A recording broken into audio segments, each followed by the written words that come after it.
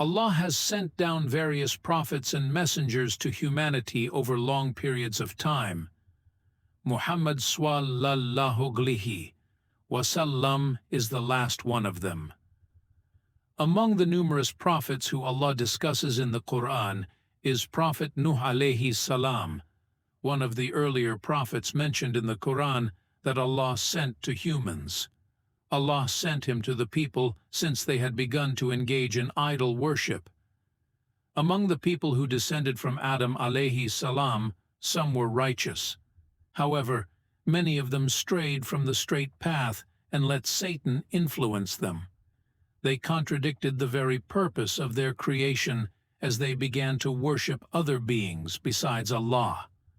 Nuh alayhi salam went to these people and preached to them for a long period.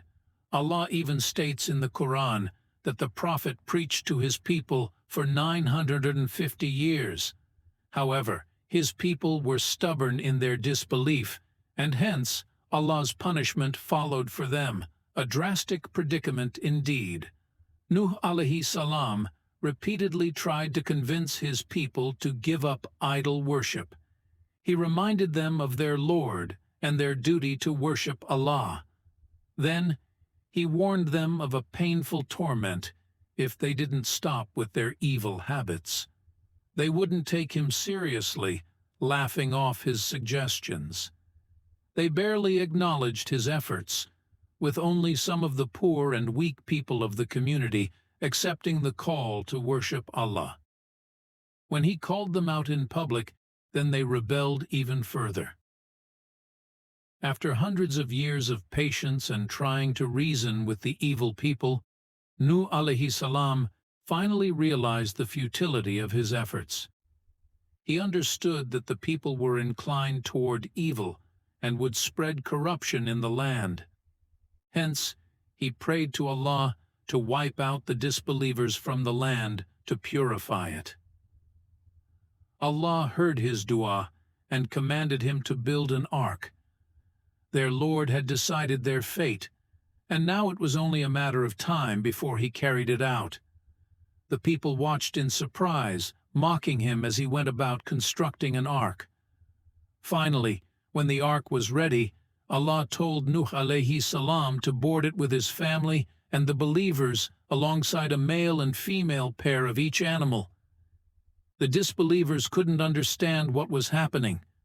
The Prophet's son, however, were among the disbelievers, and they stayed with the disbelievers. They claimed that they could find refuge if they needed it. After the people went onto the ark, Allah opened the floodgates, and it rained as it had never rained previously. The waves were even taller than the mountains, and all the disbelievers drowned. Allah narrates in the Quran that Nuh alayhi salam pleaded with him for his son, but Allah reprimanded him.